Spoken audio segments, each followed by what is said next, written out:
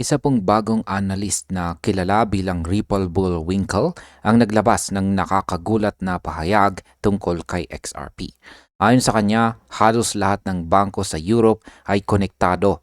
Konektado na po umano sa technology ni Ripple at ginagamit ito para sa settlement.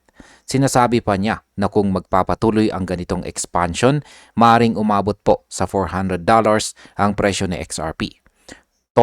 Tunog malabo, pero pag sinuri natin ang mga detalye, may basehan din ang kanyang pananaw. Kaya yan po ang siyang ating pag-uusapan sa video na ito, pero bago po tayo magpatuloy ay pakibasa na lamang po muna ang disclaimer dito po sa ibaba ng ating screen. Ayan, ano nga ba ang sinasabi ng analyst tungkol sa pagkakaugnay ng XRP sa mga bangko sa Europe? Sabi po rito ay crypto analyst Ripple Bullwinkle has made bold assertions regarding XRP's integration across Europe, describing what he calls an unfolding network effect within the continent's banking system. Ayon po kay Ripple Bullwinkle, nagsimula na raw lumawak ang koneksyon ni XRP sa mga bangko sa buong Europe. Tinawag pa niya itong network effect. Ibig sabihin, habang dumarami po ang mga bangkong gumagamit ng Ripple technology, mas lumalakas at mas nagiging epektibo ang buong sistema. Para po sa kanya, si XRP ay hindi na lang simpleng digital asset, kundi nagiging backbone na ng mga financial transactions sa Europe. Sa market impact, kung totoo po ito, maring magdulot ng tuloy-tuloy na demand sa XRP dahil mas maraming institution ang gagamit sa kanya bilang liquidity token. Ano naman po ang nangyari sa adoption ng Ripple technology? Sabi po rito ay in his latest video, he argues that multiple financial institutions have already adopted Ripple's technology, with some reportedly using XRP for settlement. Yan, sa kanyang video, sinabi po ni Ginoong Winkle na maraming financial institutions ang gumagamit ng Ripple technology. May ilan pa nga raw na aktual na nagsisettle ng transactions gamit mismo si XRP. Kapag totoo po ito, malaking pagbabago ito sa paraan ng paglipat or pag-transfer ng pera sa Europe dahil mas mabilis at mas mura ang transaction kumpara sa traditional na system. Ibig pong sabihin sa XRP ay hindi lang ginagamit sa crypto trading kundi pati na sa aktual na operation ng mga bangko. Sa market impact, ang paggamit po ng XRP sa settlement ay direktang nagdadagdag sa kanyang utility value na posibleng magpataas ng presyo kapag lumawak pa ang paggamit sa institutional level. Paano naman po gumagana ang network effect na binanggit niya? Sabi po rito ay he claimed that once banks begin connecting to the system, the process becomes self-sustaining as more institutions follow. Ipinaliwanag po ni Ginong Winkle na kapag nagsimula ng mag-connect ang mga bangko sa Ripple system, nagiging self-sustaining na po ito. Sa madaling salita, bawat bagong bangko na sumasali ay nag-uudyok sa iba pang bangko na sumunod dahil po sa benepisyo ng bilis at mababang bayarin. Katulad ito ng unang panahon ng internet kung saan ang ilang kumpanyang unang kumonekta ay naging daan para sa mabilis na global adoption. Sa market impact, ang ganito pong network effect ay maaring magtulak ng exponential growth sa paggamit ni XRP na pwede pong magresulta sa biglang pagtaas ng kanyang presyo sa market. Ang papel ng SEPA sa paglawak ng Ripple sa Europe? Sabi po rito ay he emphasized SEPA's strategic importance, describing it as the structural foundation that allows Ripple's technology to interlink 36 countries under a unified payment framework. Ipinaliwanag po ng analyst na napakahalaga ng papel ng SEPA or Single European Payment Area.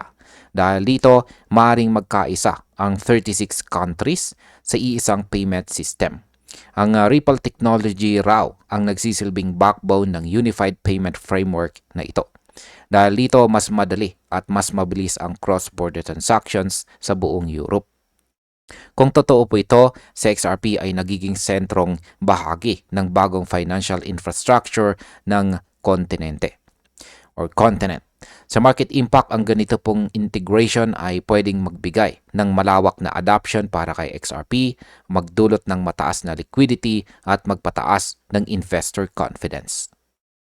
Ngayon ay bakit po ba inihalin tulad ito sa unang yugto ng internet?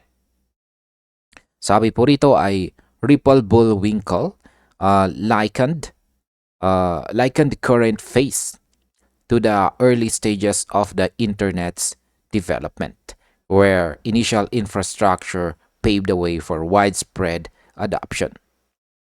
Yan. Ikinumpara po ni Ginoong Winkle ang kasalukuyang yugto ni XRP sa panahon kung kailan nagsisimula pa lang ang internet.